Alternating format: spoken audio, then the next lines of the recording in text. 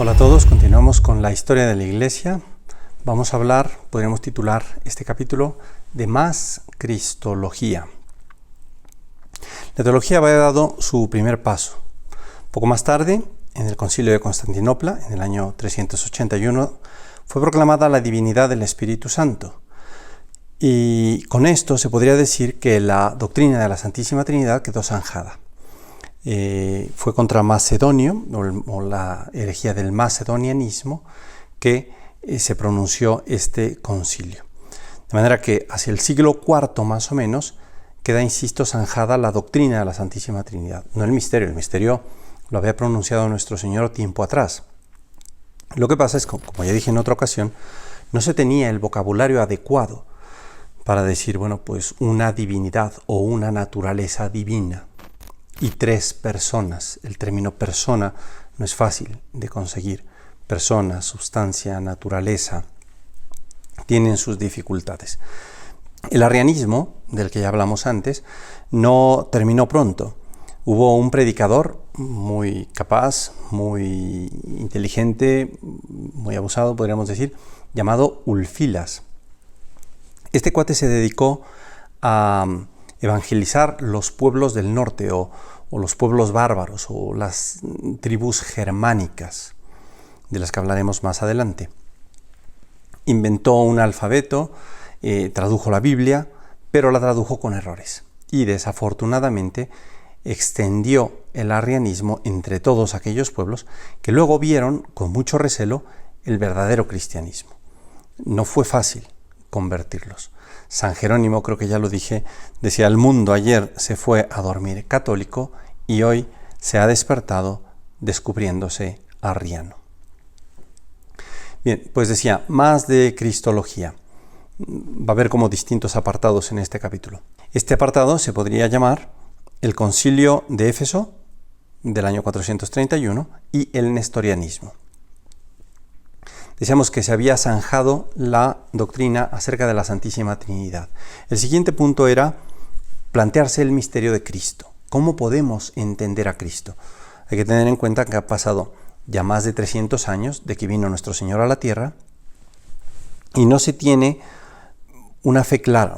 Se sabe quién es nuestro Señor, ciertamente, pero desde el punto de vista técnico, ¿qué expresiones pueden cristalizar para explicar la naturaleza del misterio de nuestro Señor? Es lo que vamos a ver.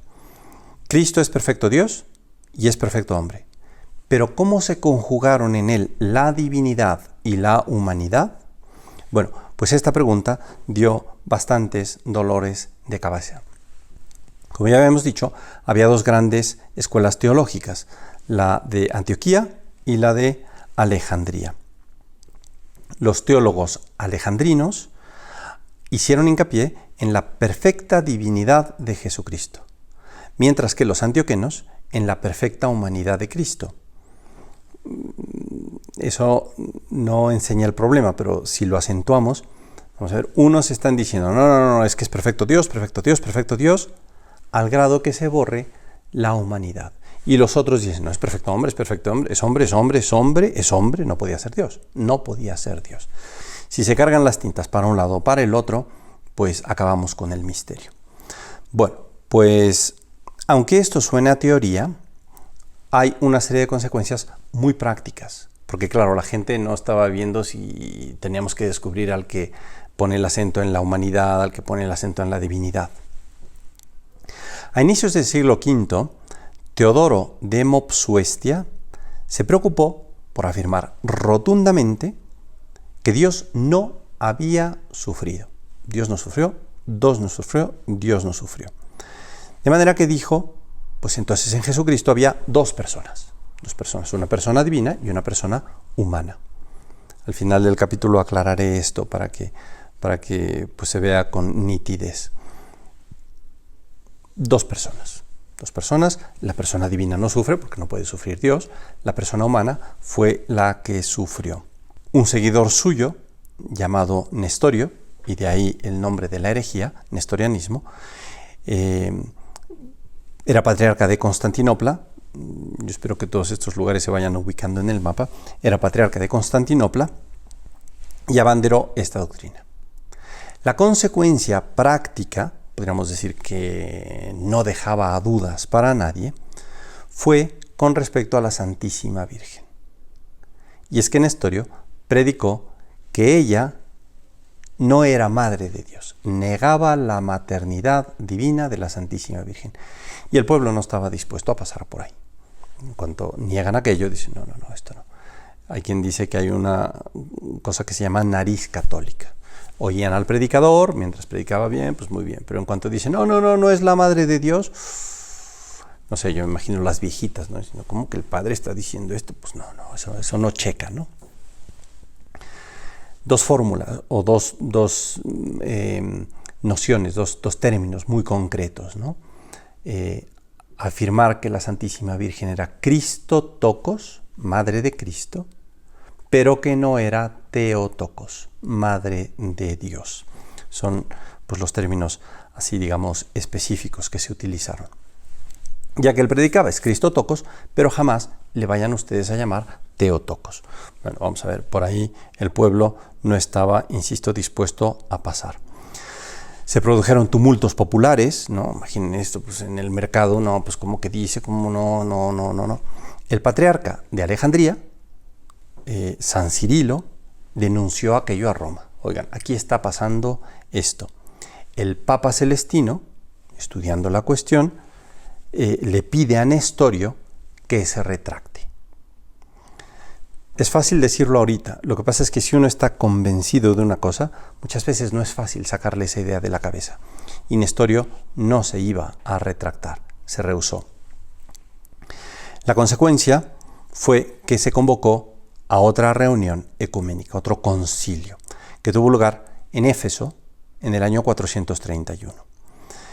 Fue reunido por el emperador Teodosio, es importante decirlo porque el emperador pesaba mucho, y el concilio tuvo un desarrollo muy accidentado porque había rivalidad entre los obispos alejandrinos y los obispos antioquenos, y unos defendían una teología y otros defendían otra. Bien, bueno, pues al final se definió que había dos naturalezas en Cristo, no dos personas, dos naturalezas, hay su diferencia, y que se le podía llamar, o que se le debería de llamar a la Santísima Virgen, Madre de Dios. El concilio definió concretamente, si alguno no confiesa que el Emmanuel es verdaderamente Dios, y que por eso la Santísima Virgen es Madre de Dios, puesto que engendró, según la carne, al Verbo de Dios encarnado, sea anatema. La verdad es que es muy emocionante leer las crónicas de aquel entonces. El pueblo esperaba afuera donde estaban los obispos reunidos. Se hacía de noche, encendían antorchas, ¿verdad? Y cuando sale el legado pontificio, dice, bueno, pues queda depuesto el hereje, se le ha de llamar a la Santísima Virgen Madre de Dios. Y hay una explosión de algarabía, se llevan ahí a los obispos en hombros, ¿no? Una cosa realmente maravillosa. Otro apartado. El Concilio de Calcedonia, año 451, 30 años después, y el monofisismo. Todas estas son herejías que se van dando en consecuencia del avance que se va teniendo en el dogma. La doctrina de Éfeso, de las dos naturalezas en la única persona de Cristo, ¿quién es la persona? La persona es la del Hijo de Dios.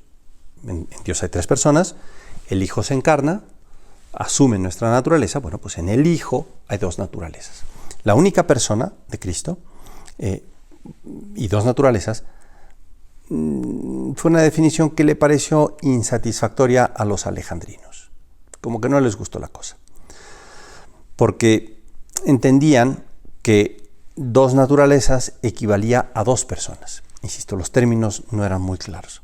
Y afirmaron que en Cristo no había más que una naturaleza. Una persona, hay una naturaleza. Física estudia la naturaleza, physis, naturaleza. Cuando ellos afirman que hay una naturaleza, pues dicen que hay una monofisis, una naturaleza, monofisis. Y se da la herejía del monofisismo. Bien, bueno, pues esta la anuncia un archimandrita en Constantinopla, se llamaba Eutiques, Y bueno, pues este cuate lo refuta Flaviano. Flaviano le dice, oye, no, espérate, no puedes decir eso.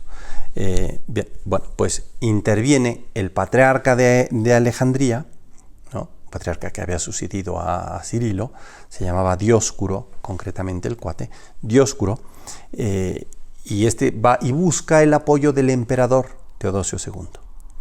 Bueno, entonces dicen, mira, tenemos que reunir un concilio porque esto de las dos naturalezas no está. En Cristo había una sola naturaleza. Entonces reúnen un concilio y acusan a los otros de herejes. El patriarca de Constantinopla es depuesto y desterrado. De manera que una misiva que venía de Roma no se puede leer. Ese concilio o conciliábulo luego llevó el nombre de latrocinio. O sea, fue un robo. El latrocinio de Éfeso se acabó llamando. Así le puso el Papa León Magno. Bueno, en cuanto deja de ser emperador Teodosio II, toma el poder Marciano con su esposa Pulqueria. Los nombres pues son muchas veces bastante cómicos. Marciano y Pulqueria suceden a Teodosio II. El Papa León pide una reunión de un nuevo sínodo, un nuevo concilio ecuménico, y se reúnen en Calcedonia. En Calcedonia se reafirma la doctrina del concilio anterior de Éfeso y se lee finalmente el tomo que había enviado el Papa León Magno a Flaviano. De manera que los padres dicen, Pedro ha hablado por boca de León. La profesión de fe que se redactó reconocía las dos naturalezas de Cristo sin que haya confusión, ni división, ni separación entre ellas. O sea, dentro de la persona de Cristo hay una naturaleza humana y una divina. Bien, otro apartado. El tercer concilio de Constantinopla, años 680-681, y el monoenergismo. Habíamos hablado del monofisismo, una naturaleza. Aquello no desapareció, al contrario, aquello echó raíces. Cuando una persona, insisto, está convencida, pues no lo sacan. Y aquella doctrina echó raíces en varias regiones del imperio, en Oriente, en particular en Egipto.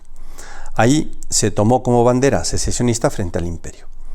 La condena del monofisismo fue entendida como un ataque contra su propia iglesia. En fin, se erige un patriarcado monofisita en Alejandría, en Egipto. Bueno, pues este contexto histórico explica los esfuerzos de los siguientes emperadores por hallar fórmulas de compromiso. O sea, en cuanto se da la secesión, ya que ellos se separan, los emperadores dicen, bueno, vamos a ver cómo lo decimos de otro modo. Pero claro, los emperadores no estaban para hablar de teología. No fue fácil. O sea, querían no contradecir a Éfeso, no contradecir a Calcedonia, pero pues las fórmulas eran poco precisas. La tentativa más importante fue la del emperador Heraclio. Se esforzó por defender la unidad.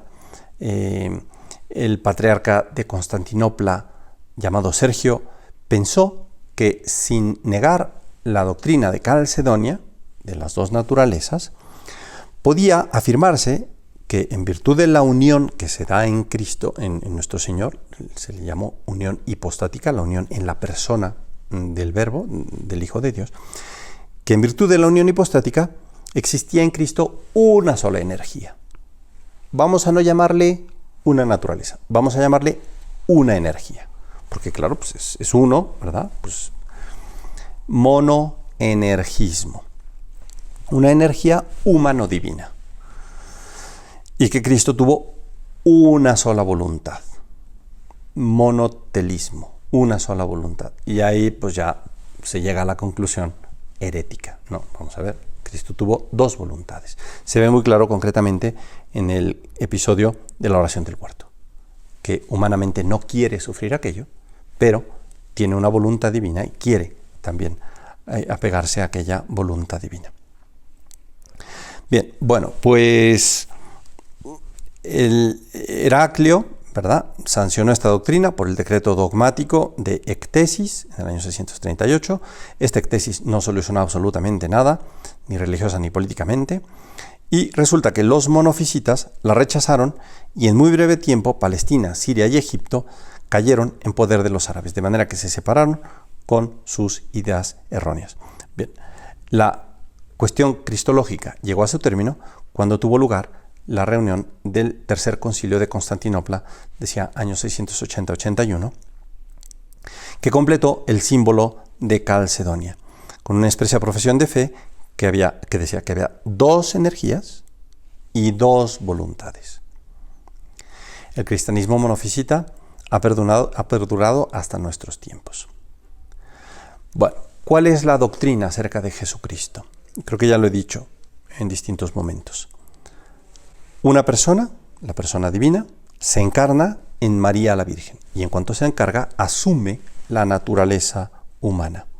De modo que tenemos dos naturalezas, la humana y la divina. No se mezclan, no se confunden.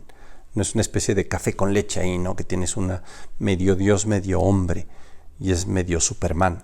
No. Es Dios y es hombre. ¿Cómo funcionó todo eso durante la vida de nuestro Señor? Pues ahí está el misterio. De manera que encontramos inteligencia divina, la propia de la naturaleza divina, e inteligencia humana. Voluntad divina y voluntad humana. Para entonces el término persona no se había definido con propiedad, como ya decía yo, pues naturaleza, substancia, no era fácil esclarecerlo. El término unión hipostática quiere decir que se une la naturaleza humana en la persona. Hipostática quiere decir persona, ¿no?, que se une en la persona de nuestro Señor. Y eso nos lleva a las distintas conclusiones, o más bien eso es la conclusión de todos estos concilios. Muchas gracias.